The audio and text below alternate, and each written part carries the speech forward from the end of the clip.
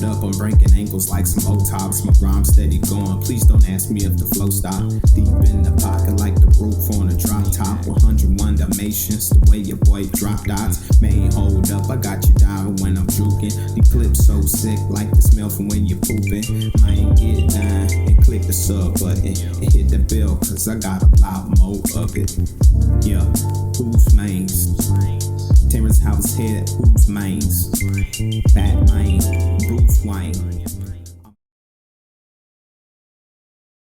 So Witherspoon, he's going to pattern match him if he goes vertical.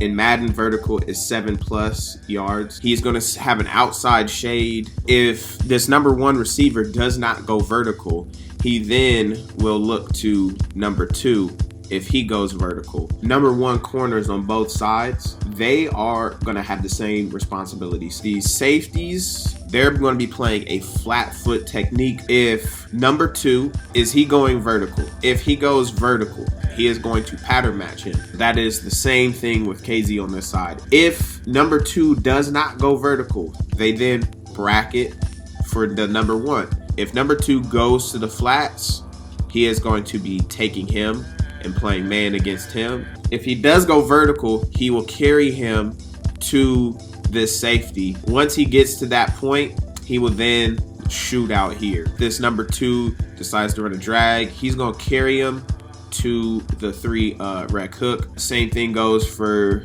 the wheel linebacker. This 3 rec hook, he's like a wall defender. So basically anything across the middle, he is helping carry it to, you know, the respective area. I'm gonna get into 3x1 real quick. Basically, I'm going to set it up the way it is set up to make this a lot easier to understand. You read it the same way, right? He is playing this man. If he goes vertical, he's pattern matching, he's playing man. What happens is he's going to play first to the flat. You know, if number 2 goes to the flat, he is covering him flat. If he decides to go vertical, he will carry him to the vertical. Now, number 2 here is supposed to guard this man deep, right? That's who he's looking at.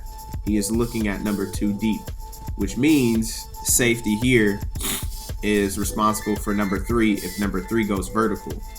And with him being this far on this side of the field, if they literally all were to just run straight up the field, that would be an issue, because you already know this man's gonna have to come over here, which means look at all this space right over top of the linebacker. This middle linebacker, he has a new assignment, and that is to basically carry 3 deep to help this safety over here. Even if this running back decides to come up and come over here, he's gonna have to carry him deep and just let that go, because he knows that this quarter flat is gonna be able to pick him up later. So to take the immediate threat, he's gonna have to take him deep.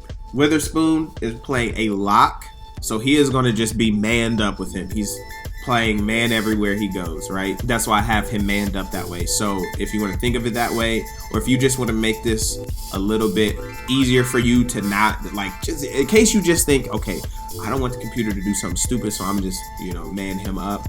How you do that is you hit Y, you hit Y again, then you will hit the cornerback, so X would be Witherspoon, and then you would flick up on the right stick, and then you hit Deontay Johnson. That may seem like a lot of steps, but the more you do it, the quicker it gets. I just did it right there. Jack is playing the first to the flat, so if the running back goes to the flat, he's just manning up, going to the flat over there. If Najee stays in to block, then he will kind of come over here and try to help, especially if he goes outside. Even if he goes inside, he'll kind of bracket him to a point, and he'll stay outside. Number 1, I did man him up, but number 1's locked, so he is going to be playing man everywhere he goes, or Meg. That's pretty simple. We're looking here. He's going to go outside. He sees Najee go underneath, so he's going to try to help at least a little.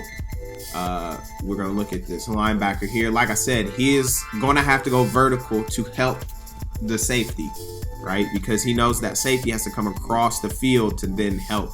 on that vertical. So he's going to go vertical and help on number 3.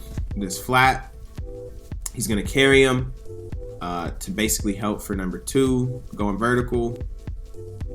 And then number one goes vertical, he's going to go vertical. Boom. There's a reason why cover 4 quarters against 3x1 is it exposes the free safety and the number 3 receiver. Is so much easier to get open in those situations.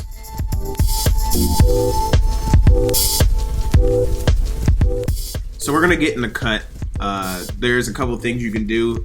You usually call cut in a 3x1 reduced formation, or basically when the solo receiver is tight to the formation like this. What's going to happen is this free safety here, he's going to play downhill.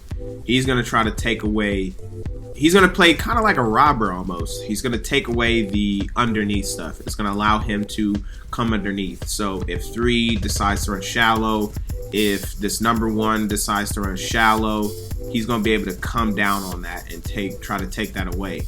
Now, what happens is with that, now Witherspoon is going to have to now be responsible for number 3. But you usually are going to play this if you know that your opponent likes to run drive or very shallow concepts across the middle. So we're going to see if Madden decides to have a cut check in this, and they do.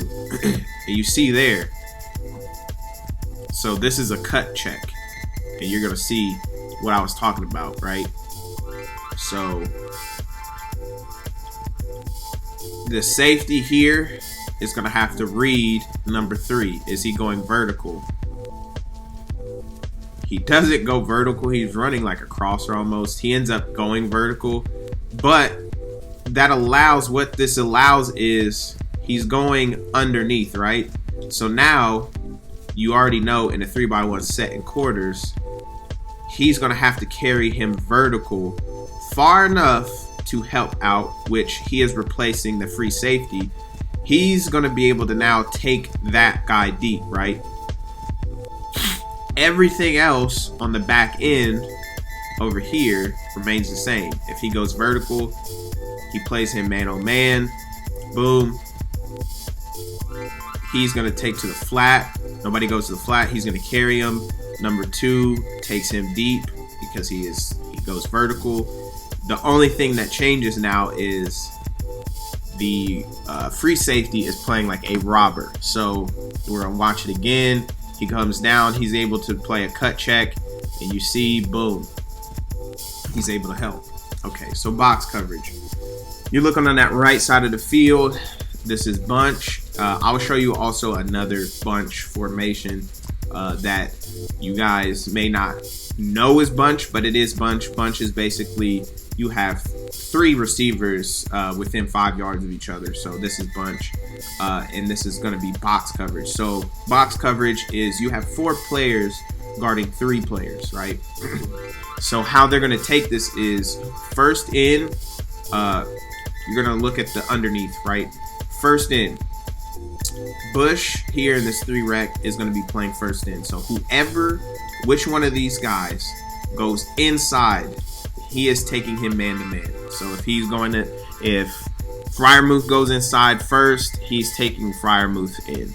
If Pickens just runs a drag inside, he is taking Pickens, right? It doesn't matter which one of these 3 guys goes inside. He is taking first person inside. He is taking the first person to run a shallow in route. Next, we are looking at Edmonds. Edmonds is playing first out. So whichever one of these 3 guys goes outside first, he is taking that. So, and by first, I mean, if they run shallow out, if they run a speed out, if they run just a flat route, doesn't matter. Whoever runs outside first, he is taking him outside.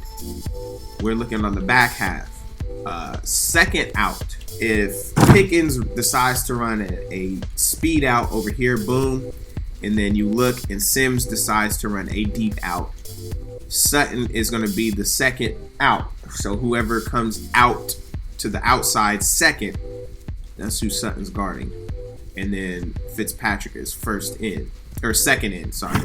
Fitzpatrick is second in. So if Sims, instead of running a deep out, he runs a deep dig, and Freiermuth decides to run a drag. Freiermuth is being covered by Bush, and then if, you know, that deep dig, he is covering the deep dig, so he's going to come inside. So first in, first out, basically is how you're playing this, and that's the box coverage. Witherspoon is playing this solo receiver Meg, man everywhere he goes, which now leaves KZ to help either bracket Deontay Johnson. If Deontay Johnson decides to then go run a post, KZ is helping him out here. But he also has to look at Najee Harris. If Najee Harris decides to go vertical, he is going to take Najee Harris vertical. And if Najee Harris goes directly to the flat, you know Miles Jack is going to take him to the flat. He is playing first out. He's playing first in. He's playing second in. He's playing second out.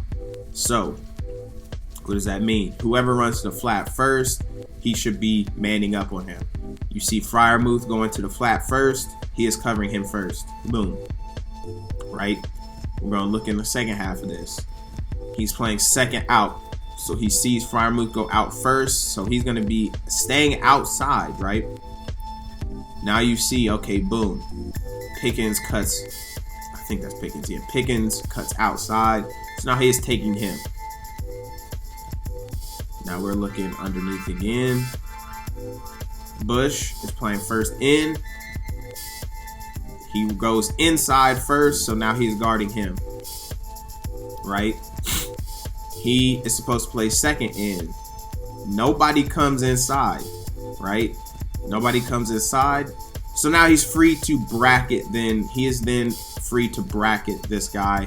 I would like to see him bracket the out and stay on the inside of him, but bracket, leaving your free safety free to basically guard wherever. So if he wants to bracket on this C route, he can bracket on the C route.